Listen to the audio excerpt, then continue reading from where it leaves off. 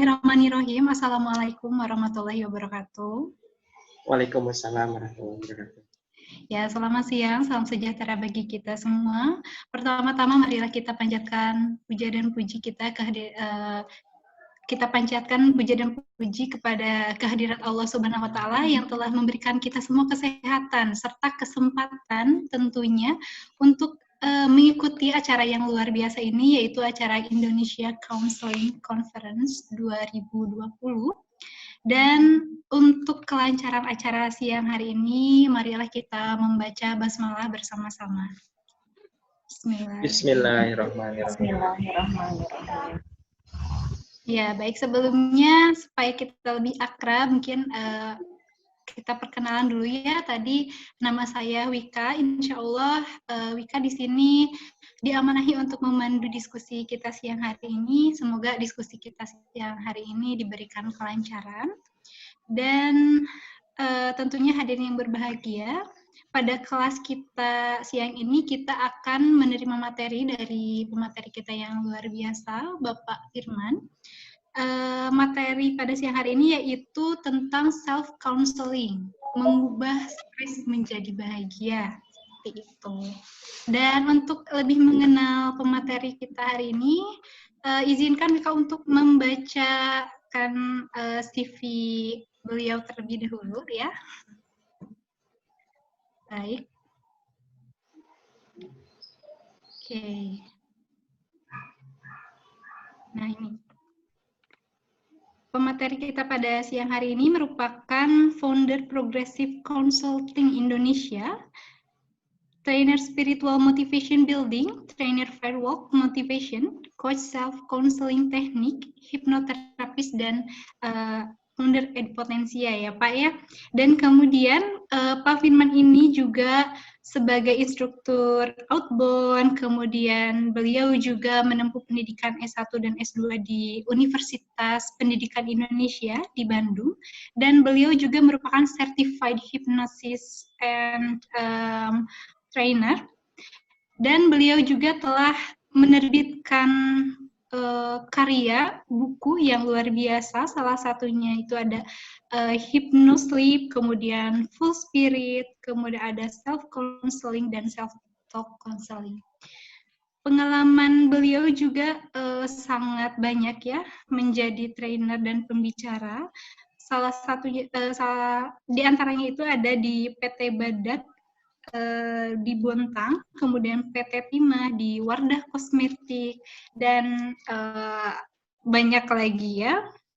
Ya mungkin itu sekilas tentang pemateri kita pada siang hari ini, Bapak Firman, tentunya pemateri yang luar biasa. Untuk selanjutnya, marilah kita mulai saja pemateri kita yang pematerian kita siang hari ini dari Bapak Firman RNI MPD. Silakan kepada Bapak, disilakan. Baik, terima kasih Teh Wika. Alhamdulillahirabbil alamin. Assalamualaikum warahmatullahi wabarakatuh. Waalaikumsalam warahmatullahi wabarakatuh. Allahumma sholli ala sayyidina Muhammad wa ala ali Muhammad. Ibu bapak dari seluruh penjuru tanah air dan luar Indonesia yang saya hormati, dan tentu ini adalah event yang membahagiakan bagi kita di tengah berada di rumah saja, stay at home, tagarnya tuh kemudian ada WFH, ya, ada yang work from home. Di kesempatan yang berbahagia ini kita bisa berkumpul tetap untuk mendapatkan keilmuan, dan ini menjadi bagian dari semangat kita sebagai pembelajar sepanjang hayat. Dan terima kasih kepada Bapak Ibu yang sudah hadir. Di sini juga saya melihat ada guru saya tercinta, Ibu Dr. Anne Hafina. Assalamualaikum Ibu. Alhamdulillah, alhamdulillah. Dan beliau, alhamdulillah, mudah-mudahan bisa menambah khasanah keilmuan nanti di event kita kali ini. Baik, Ibu Bapak yang saya hormati, sebetulnya self counseling merubah stres menjadi bahagia ini bukan sesuatu yang aneh bagi kita. Apalagi kita mempunyai satu buah kekuatan yang sudah dititipkan oleh Allah Subhanahu wa taala terkait dengan potensi jasmani dan rohani begitu.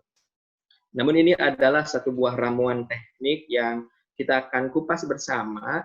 Ini salah satu yang perlu saya banggakan sekali karena hasil dari belajar dari guru saya Dr. Anne sebetulnya begitu, dan ini menjadi bagian dari ramuan berikutnya setelah menjalani bimbingan research waktu itu di penyelesaian magister bersama beliau, dan alhamdulillah ini membuahkan hasil satu buah teknik yang menjadi mudah-mudahan bagian dari kita sebagai praktisi bimbingan konseling di sekolah untuk mengatasi beberapa fenomena-fenomena yang harus dibahagiakan, dalam arti siswa yang bisa jadi terpicu keadaan stres, terus kemudian juga kecemasan belajar atau kejenuhan belajar, atau kita sebagai orang tua yang berada dalam situasi kondisi yang negatif. Ini sebetulnya dengan teknik ini bisa dirubah menjadi dalam keadaan yang berbahagia. Karena ada banyak hal penelitian yang menyebutkan, didapatkan oleh saya, ketika kita stres, anxiety, terus kemudian kecemasan yang berlebihan, itu akan menurunkan imunitas seseorang. Nah, ini kan wabah pandemi sekarang itu kan menyerangnya imun nih, Teh Wika, Bapak Ibu semuanya. Nah, sehingga mudah-mudahan berkontribusi positif dengan teknik yang sederhana, namun membuat kita lebih powerful, dan juga ini mudah-mudahan menjadi solusi bagi kita semuanya di rumah, dimanapun kita ketika ada situasi yang negatif, kita bisa langsung rubah sedemikian rupa menjadi keadaan yang bahagia, sehingga kekuatan diri kita, imunitas kita, kemudian kekuatan psikologis kita pun menjadi bagian dari solusi untuk menjadi kita lebih powerful dalam berkehidupan sehari-hari. Baik, Bapak Ibu, kita mulai saja. Silahkan Teh Wika untuk ditampilkan PowerPoint-nya.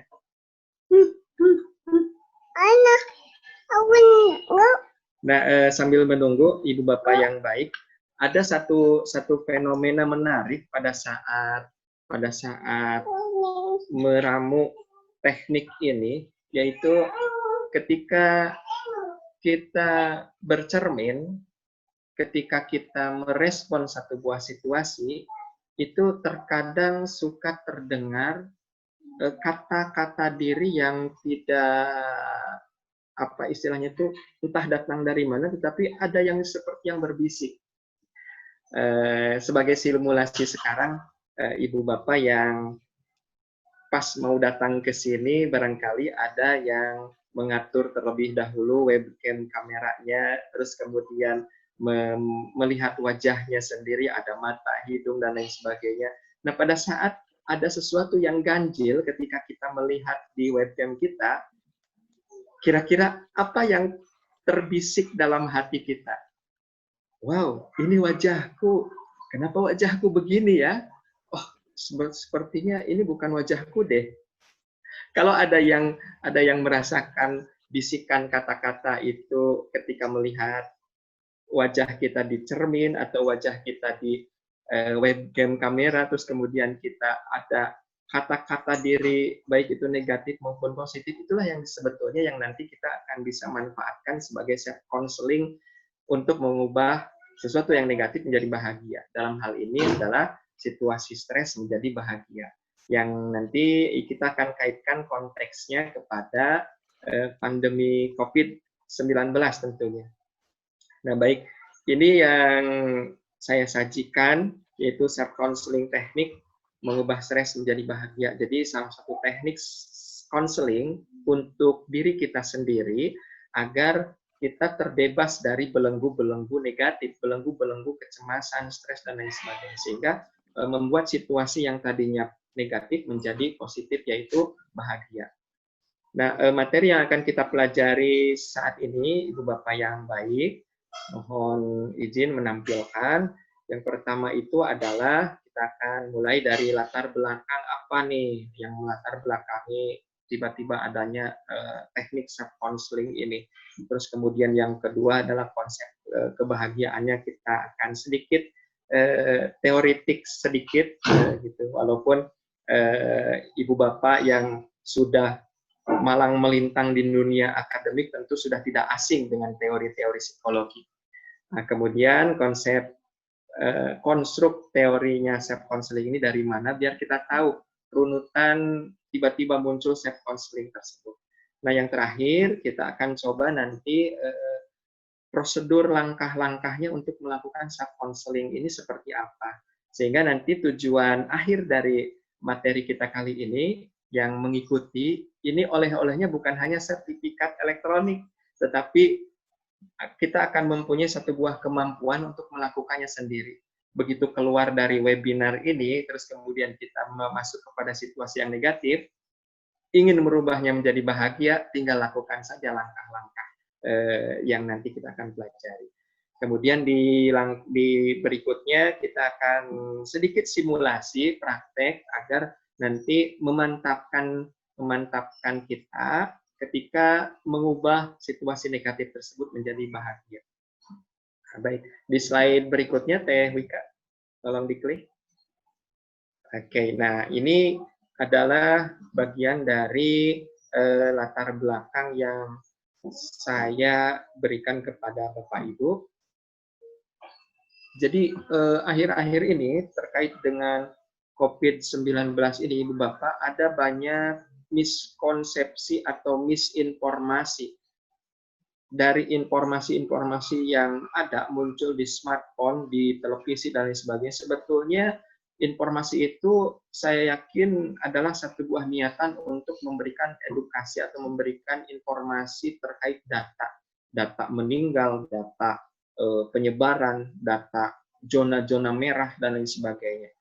Sebetulnya saya sendiri berpikir ini adalah sesuatu yang bagus untuk mengupdate informasi. Tetapi di sebagian yang lain ada muncul satu buah dampak yang perlu kita waspadai dan sudah terjadi fenomenanya. Fenomenanya adalah timbul rasa was-was, rasa stres, rasa anxiety atau kekhawatiran yang berlebihan. Ketika ada diberikan informasi bahwasanya ada zona merah di daerah tertentu. Sebetulnya itu untuk wanti-wanti, tetapi sebagian yang lain itu ketika self defense-nya itu kurang atau daya kekuatan pertahanan dirinya kurang, dia akan mempersepsikan sesuatu yang takut yang berlebihan. Nah, yang berikutnya adalah ketika ada situasi seperti itu, seidealnya itu kan datang ke konselor. Artinya kita mendatangi seorang yang bisa berkonsultasi, seseorang yang bisa membuat kita lebih rileks, lebih tenang, lebih bisa merilis, menghapus hal-hal negatif yang ada dalam pikiran. Nah, tetapi yang jadi permasalahan adalah ketika jarak waktunya agak sedikit tidak memadai untuk datang ke konselor, itu akan menjadi satu buah kecemasan tersendiri ketika kita tidak bisa melakukan konseling pada diri kita sendiri. Nah, untuk hal tersebut, maka saya mencoba memunculkan istilah self counseling teknik ini dalam rangka upaya bagaimana sesungguhnya kekuatan diri kita yang ada pada diri kita itu ada ada apa namanya, maaf, ada solusi untuk segera dilakukan konseling. Ketika situasinya begitu sangat negatif, terus kemudian terjadi stres, kemudian juga terjadi kebimbangan, terjadi sebuah anxiety atau bahkan gangguan panic disorder, situasinya seperti itu, terus kemudian kitanya tidak mampu untuk menjangkau jarak kepada konselor untuk melakukan konseling, ini akan menjadi sesuatu yang perlu segera disolusikan. Nah, sehingga lahirlah istilah self counseling ini yang pada saat saya tuliskan juga didukung oleh beberapa referensi dari beberapa jurnal yang mengistilahkan self counseling. Oh, ternyata bukan saya juga yang memunculkan self counseling, tetapi ada dukungan dari peneliti-peneliti dahulu yang juga mengistilahkan self counseling. Namun demikian, self counseling yang saya istilahkan ini konstruknya itu mengambil dari konstruk berpikirnya life skill counseling yang dari Richard Nelson and John. Namun sebelum ke konstruk self counselingnya dari life skill counseling life skill, kita ke slide yang berikutnya. Teh Wika, ada di sana konsep kebahagiaan agar komprehensif kita memahami kebahagiaan yang dimaksud di dalam konteks self counseling ini apa. Nah, konsep kebahagiaan ini saya ambil dari satu buah referensi yang saya dapatkan di memang tren untuk saat ini itu ada ke satisfaction of life, atau disebut juga bisa jadi di well-being, kesejahteraan hidup. Nah, di slide berikutnya Teh Wika ada di sana. Di sana ada saya mendapatkan satu buah referensi Global Handbook of Quality of Life. Ini di Exploration of Well-being of Nation and Continent. Ini menarik. Buku ini secara menarik. Itu satu persatu kita diajak untuk mengupas beberapa konsep tentang quality of life. Salah satunya ada satisfaction with life, yaitu kepuasan hidup, di chapter 12 yang saya dapatkan itu ditulis oleh Van Hofman. Ini ternyata semua orang itu menuju dan berkeinginan ke sana, ingin kepuasan hidup. Apa bentuknya? Bentuknya itu adalah kebahagiaan. Seperti halnya saya kenapa hadir di tempat ini bersama Bapak Ibu? Saya ingin mendapatkan kebahagiaan untuk bersama belajar. Atau Ibu Bapak bekerja siang malam, sore baru pulang, pagi baru berangkat. Kalau kita runut, pasti salah satunya yang ingin dikejarnya adalah kebahagiaan. Ingin mendapatkan pengakuan, ingin mendapatkan apresiasi, ingin ingin mendapatkan satu buah finansial yang diharapkan. Semuanya itu bermuara nanti akan masuk kepada happiness, kebahagiaan. Dan ini adalah salah satu konsep yang ingin dirubah dari yang tadinya stres, cemas, menjadi bahagia bahwasanya saya ingin mendapatkan kepuasan hidup dan bukan kesulitan hidup. Begitulah kira-kira. Nah, dari bentuk nyata happiness, kebahagiaan ini, ada beberapa karakteristik yang saya pikir ini mudah sekali kita biasakan. Yang pertama adalah silakan diklik Tehwika. Ada yang disebut dengan penerimaan diri, keterbukaan diri, optimisme. Nah, hal-hal ini sebetulnya sering kita lakukan, tetapi bagaimana caranya itu kan menjadi pertanyaan. Bagaimana tekniknya agar selalu optimis? Bagaimana tekniknya agar bisa selalu terbuka? Bagaimana tekniknya biar kita bisa selalu menerima apa yang sudah terjadi? Pertanyaan besarnya adalah itu tidak datang dengan sendirinya, ataupun harus melalui teknik-teknik agar mempercepat happiness itu ada. Nah, kalau misalkan Bapak Ibu, saya tawarkan dua hal ini, sukses versus bahagia, Bapak Ibu kira-kira ingin sukses atau ingin bahagia? Atau ingin kedua-duanya? Atau bisa jadi Ibu Bapak sudah mendapatkan kedua-duanya. Nah, apa indikatornya? Kita lihat. Secara sederhana, kesuksesan itu adalah keberhasilan mendapatkan apa-apa yang diinginkan oleh kita.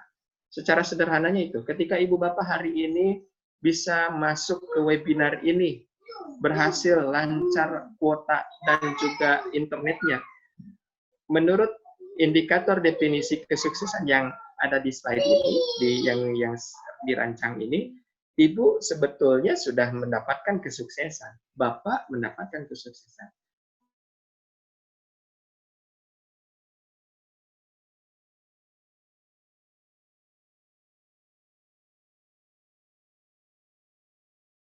Apa yang telah didapatkan. Maka kesuksesan kebahagiaan ini akan bisa dirasakan bukan hanya impian atau mengawang-awang satu buah konsep, tetapi sebetulnya sukses dan kebahagiaan ini adalah satu sisi mata uang yang tidak bisa dipisahkan. Ketika kita sudah mendapatkan sesuatu, terus ingin ditingkatkan lebih bahagia, maka dua hal konsep ini sebetulnya bisa diterapkan dalam kehidupan kita. Sukses dan bahagianya seseorang adalah bagaimana ketika dia sudah berhasil apa yang dia targetkan, terus kemudian target yang diinginkannya itu disyukuri secara mendalam pada saat yang hal yang bersama itulah yang disebut dengan kebahagiaan. Nah, di buku saya ini tujuan akhir dari kompetensi yang ingin didapatkan dari teknik self counseling ini adalah yang dimaksud kebahagiaan dan kesuksesannya adalah ketika kita mendapatkan sesuatu terus kemudian kita mensyukurinya, inilah yang perlu dicari tekniknya seperti apa. Dan itu akan ditemukan di sesi ini. Baik, selanjutnya Teh Wika.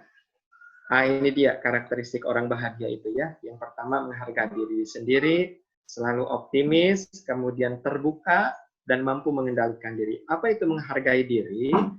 Ketika seseorang mendapatkan sebuah hasil atau target yang dia sudah usahakan, terus kemudian dia mengatakan pada dirinya bahwa alhamdulillah, saya sudah berusaha kok. Adapun hasil yang belum optimal, kekuatan saya perlu ditambah lagi. Artinya dia menghargai dirinya sendiri akan usaha yang dia inginkan. Saya yakin karakter orang seperti itu tidak akan pernah berkeluh kesah dan tidak akan mendapatkan stres dari situasi walaupun target situasinya belum dia dapatkan secara sempurna. Artinya karakter yang pertama menghargai diri sendiri ini begitu sangat penting karena nanti kita ketemu di konstruk life skill counseling itu ada yang disebut dengan self awareness. Yang ini akan menjadi bagian dari konstruk teknik self counseling yang bisa kita gunakan. Yang kedua adalah karakter optimis.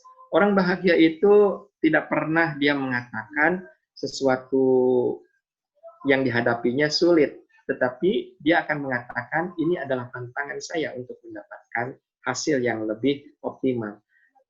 Adapun kalau misalkan ada hambatan, situasi hambatan, orang yang berkarakter bahagia di kehidupannya, dia akan selalu mengatakan, insya Allah pasti ada jalan.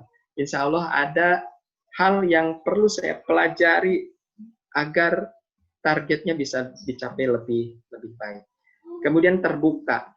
Keterbukaan ini di referensi yang saya dapatkan, karakteristik orang bahagia ini adalah terbuka dari pertama, informasi ilmu yang didapatkan oleh dia ketika dia mempelajari sesuatu.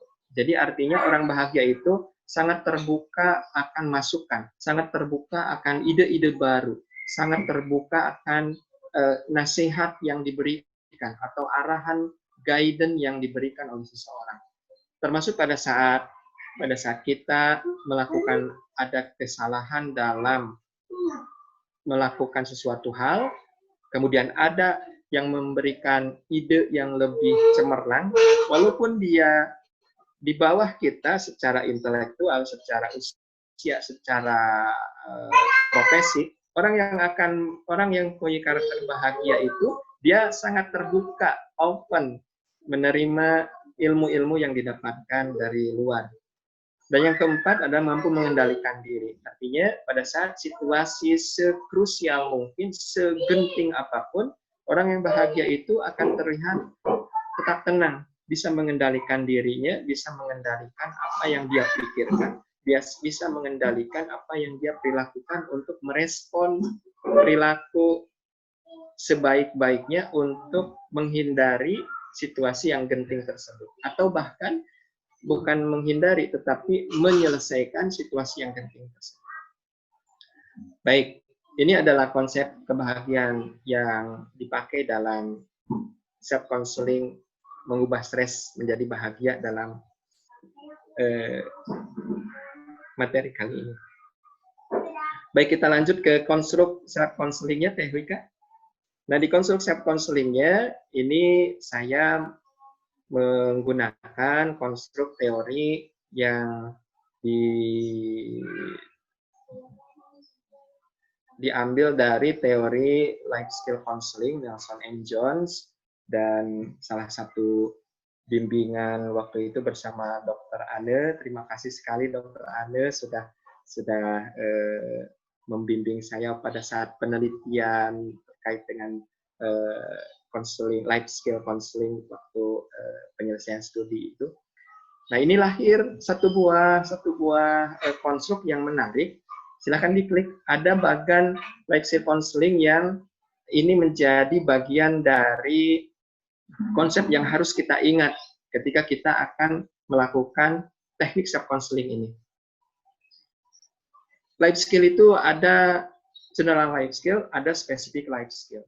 Ada di general life skill itu ada personal skill dan social skill.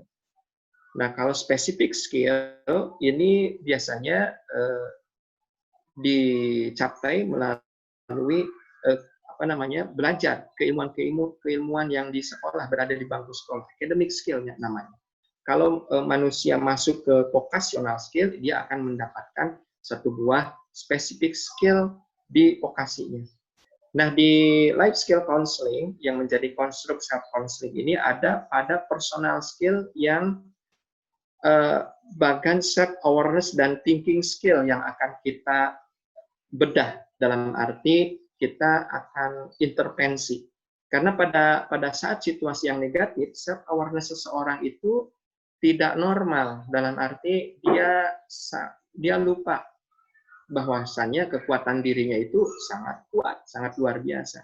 Tetapi pada saat situasi yang negatif itu terjadi, di self awareness dan thinking skill ini biasanya kalau meminjam istilah listrik PLN itu rada konslet teknika. Jadi agak ada kekonsletan gitu ya, ada konslet di self awareness sama thinking skill-nya. Nah, sehingga ini yang nanti akan diintervensi sebagai seorang konselor. Tentu nanti yang ingin memanfaatkan teknik self counseling ini bisa fokus bagaimana menggali sejauh mana self awareness kliennya ini ada di tingkatan mana, di sedang atau di rendah.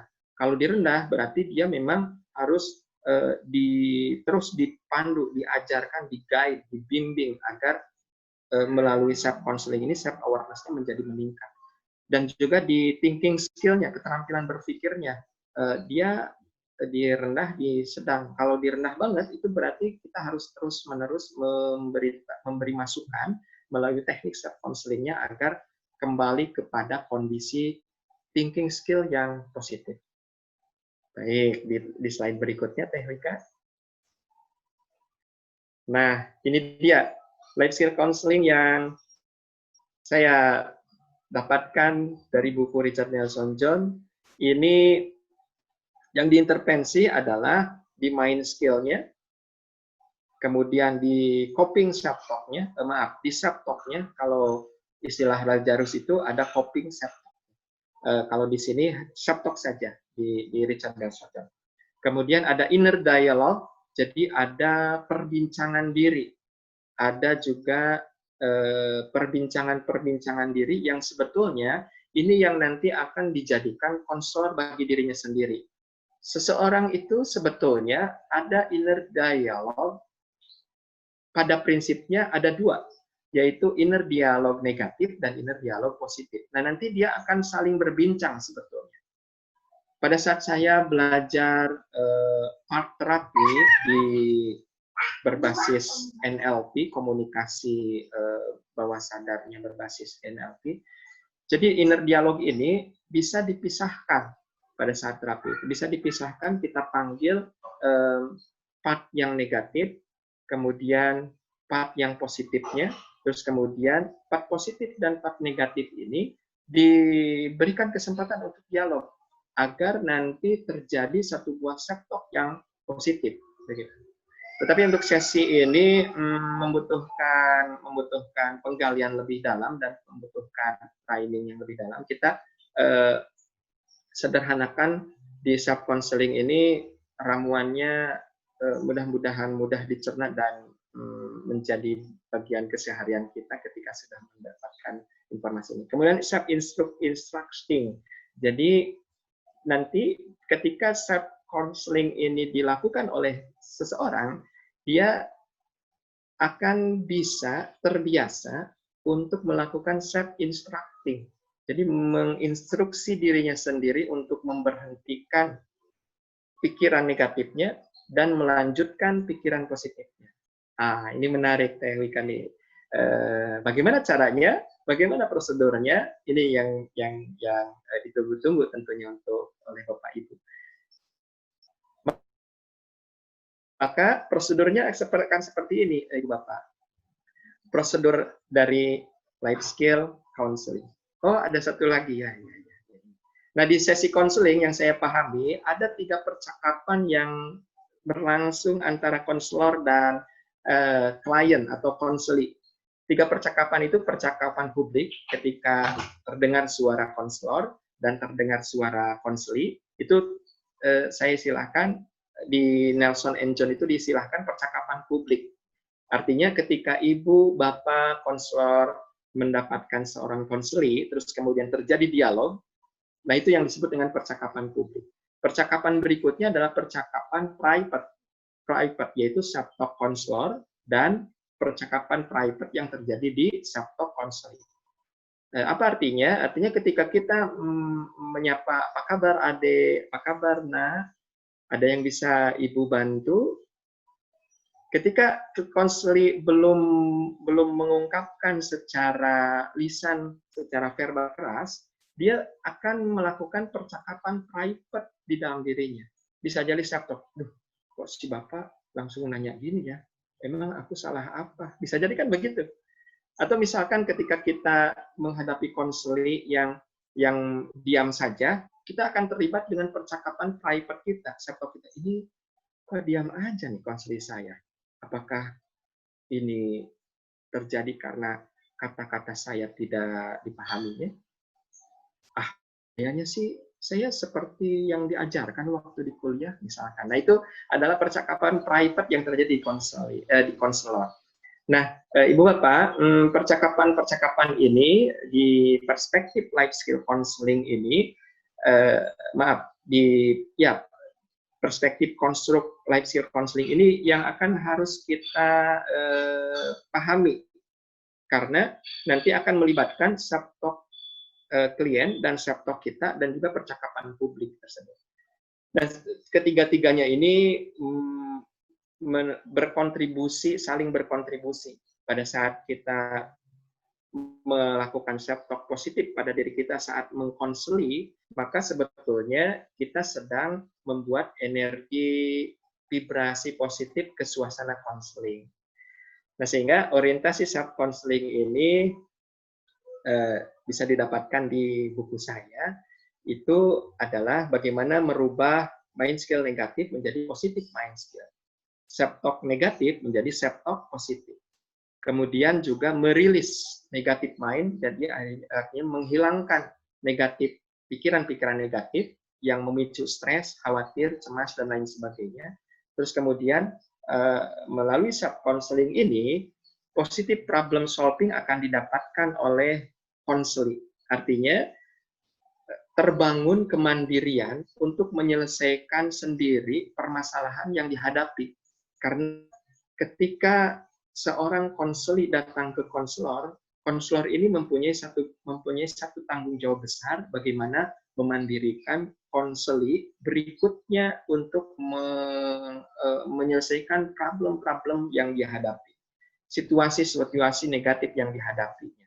Nah, ini yang nanti akan menjadi tujuan akhir self counseling yang ingin saya sampaikan pada saat ini. Dan di buku self counseling teknik mengubah stres menjadi bahagia ini, Ibu Bapak akan dapatkan secara rinci karena saya rancang buku ini menjadi panduan ya, panduan sederhana. Panduan sederhana yang nanti akan dipandu langkah per langkah, dan juga ada disediakan contoh skrip counseling yang ini hasil dari beberapa klien yang saya hadapi. Ada bagaimana merilis panik, marah, terus kemudian memberhentikan ketika terjadi bipolar dan lain sebagainya. Oke, dilanjut Teh Wika. Nah, bagaimana prosedurnya? Prosedur self counseling ini sederhana sekali, Bapak Ibu yang berbahagia. Karena kita bermain di self awareness dan thinking skill, dan kita akan mengubah mind skill negatif menjadi mind skill positif, maka prosedurnya akan melibatkan 3 hal, yaitu situation, thought, consequence. Ini alur terbentuk perilaku dalam perspektif Nelson and John, life skill counseling. Jadi perilaku terbentuk itu ternyata adalah dari situasi-situasi yang dihadapi oleh seseorang, terus kemudian ada respon di dalam taugnya atau think-nya. Ini taug ini bentuk ketiga dari think, sehingga ini berarti bahwasanya pikiran itu dipengaruhi oleh berpikir saat ini, masa lalu, dan masa yang akan datang. Contoh kecil begini Bapak Ibu. Ketika Bapak Ibu menghadapi situasi COVID-19, sebelumnya Ibu Bapak juga mendapatkan informasi bahwa ini terjadi di salah satu negara yang banyak menewaskan banyak orang. Nah, ketika ada datang informasi ke Indonesia, maka situasi COVID itu akan direspon oleh taug kita. Taug kita akan langsung menghubungkan informasi masa lalu atau informasi yang telah lalu yang kita dapatkan dari informasi yang berada di kawasan negara yang sudah terjangkit luas. Kemudian dia akan secara langsung dia akan berpikir bagaimana kalau di saya nih. Terus kemudian juga bagaimana saya mengatasi ke depannya. Jadi di Richard Nelson dan dikatakan di sini situation, thought, and consequence. Karena si think ini, berpikir ini dia akan saling mempengaruhi antara pengalaman pikirannya yang dulu, sekarang, dan bagaimana. Nah, kemudian dari hasil ramuan pikiran seseorang terhadap situasi tersebut, itulah yang akan didapatkan yang disebut dengan konsekuensi. Oke, contoh kecilnya Bapak Ibu pada saat ibu-ibu, barangkali ya, mohon maaf saya mencontohkan ibu-ibu memasak. Masakannya yang diharapkan itu enak. Tiba-tiba karena kurang mengontrol waktu, ternyata menjadi gosong. Jadi hantu hitam. Gosong. Gos itu hantu, ong itu hitam, gosong. Jadi makanannya digosong. Kalau kita berpikir kita meresponnya dengan yang negatif, insya Allah konsekuensinya akan uring-uringan, akan panik, akan marah, akan menyalahkan diri kita. Kenapa sih saya nggak nongkrongin aja di depan masakan, kok malah kesana kemari dan lain sebagainya. Konsekuensinya. Nah, kalau situasi itu terjadi dan ibu bapak sudah mengetahui langkah-langkah self counseling, jauh dari konselor ketika menghadapi situasi masakan gosong, itu nggak usah telepon konselor, nggak usah telepon saya, Pak Firman, ini gimana? Saya lagi panik karena gara-gara masakan saya gosong, nggak usah. Karena nanti ibu tinggal langsung melakukan self counseling saja, melakukan konseling pada diri sendiri. Bagaimana? Oke, kita lihat. Langkahnya sangat mudah. Oke, diklik. Oke, begini prosedurnya. Situation, pikiran, perkataan. Perkataan ini adalah dari hasil dari ramuan self-talk itu ya. Self-talk itu adalah hasil dari apa yang dia pikirkan. Kalau pikirannya negatif, maka dia akan menjadi self-talk negatif. Kalau pikirannya positif terhadap situasi, maka self-talk yang akan muncul biasanya positif. Baik, situasi di sini persis seperti di rumus tadi, STC, situation, thought, and consequence. Nah, beberapa hasil temuan di beberapa konseling yang dihadapi, terjadi satu buah tabel seperti ini, Ibu Bapak. Ibu Bapak bisa mendapatkannya juga secara rinci nanti di buku saya, dan ini bisa menjadi panduan praktek kita, apakah benar enggak sih ketika situasi negatif, kemudian ada self-talk-nya positif, konsekuensinya, konsep perilakunya dirasakan positif. Atau ketika kita mendapatkan negatif, self-talk-nya negatif, benar enggak ya perilaku konsekuensinya negatif. Nah, kalau menurut yang dirasakan oleh saya dari beberapa konseling, terjadilah tabel seperti ini Bapak Ibu. Ternyata berkesimpulan bahwasanya yang perlu kita latih itu adalah self-talk positif agar situasi apapun mendapatkan konsekuensi yang positif. Dalam hal ini bahagia. Nah, bukankah kita ingin selalu bahagia setiap hari, Ibu Bapak? Salah satunya adalah kita latih diri kita melalui teknik self counseling ini. Baik, next, Teh Wika. Nah, langkah self counseling-nya itu secara bagan seperti ini, Ibu Bapak. Ada situasi negatif. Kalau misalkan responnya negatif, itu artinya pikiran kita tidak rileks. Pikiran kita tidak terkontrol. Thinking skill-nya lagi negatif. Aduh, gosong nih. Gimana dong? Waktunya tinggal sebentar lagi. Masakan harus segera disajikan. Waduh, ada COVID nih. Tetangga sudah mulai ODP. Saya, wah gimana nih? Kalau nanti berpikirannya seperti itu, Ibu Bapak, artinya pikiran lagi tidak rileks. Pikiran lagi tidak rileks, itu akan melahirkan self-talk-nya juga tidak bagus. Maka langkah pertama yang harus dilakukan oleh Bapak Ibu adalah kondisikan pikiran agar tetap jernih, tetap rileks. Bagaimana caranya? Salah satunya adalah dengan cara menarik napas. Sehingga salah satu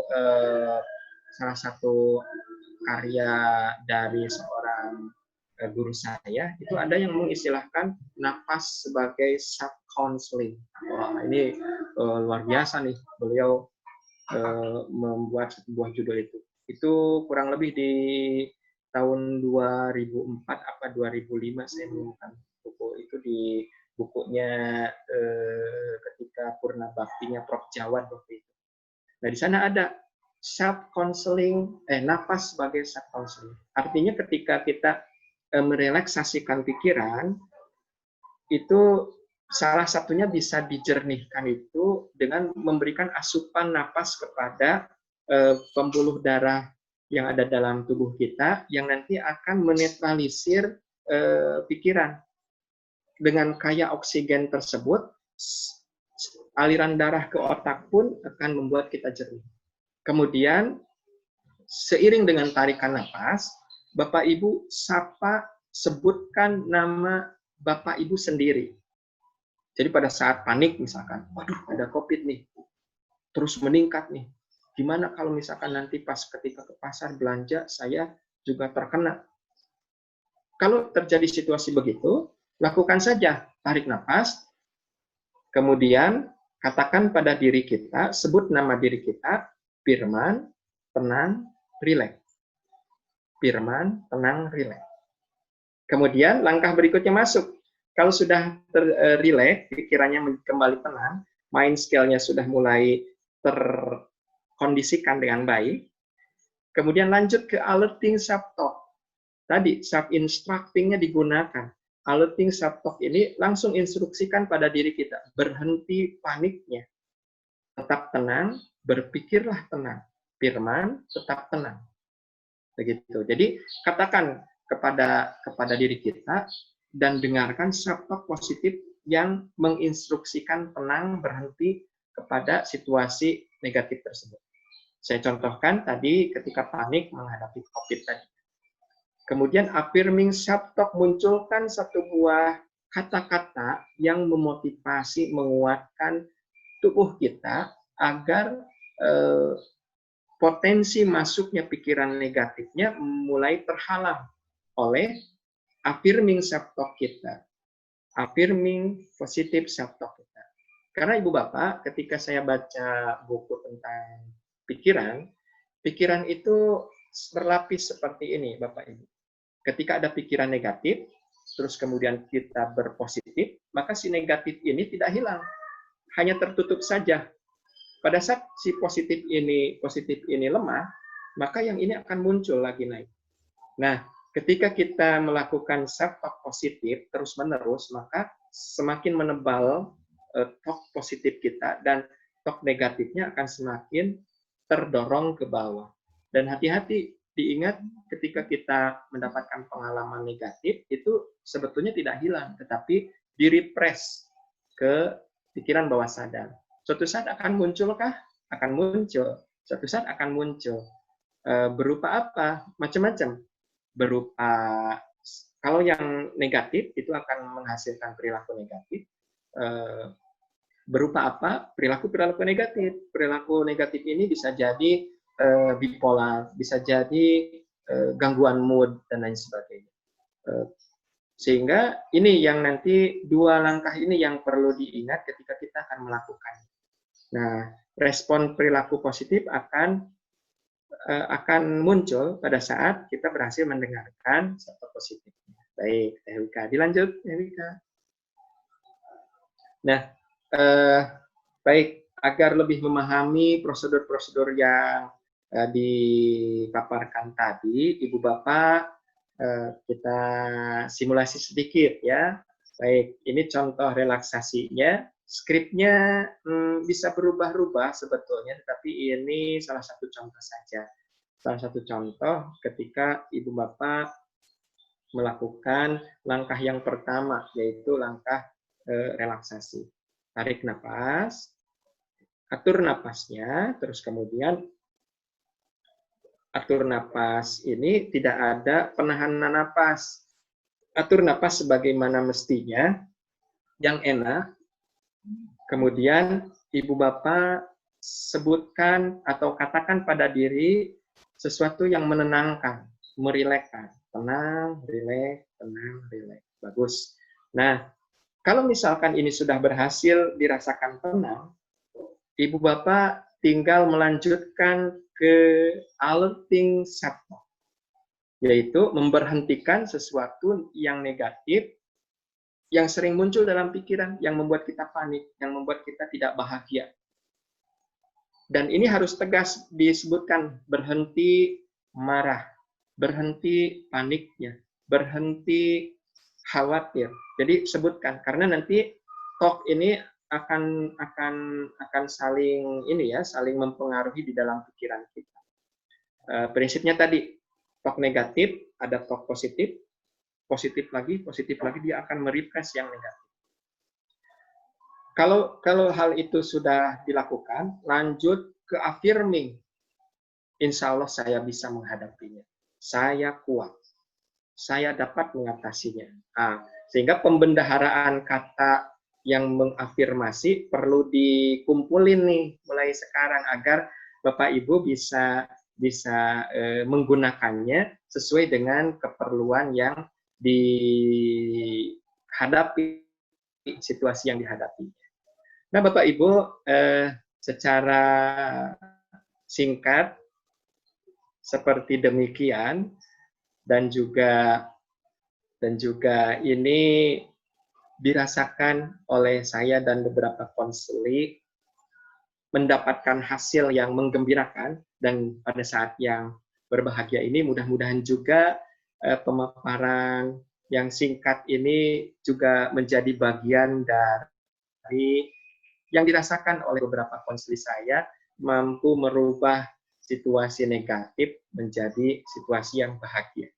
Mampu membuat imunitas tubuh menjadi lebih kuat karena kondisi jiwanya juga bahagia.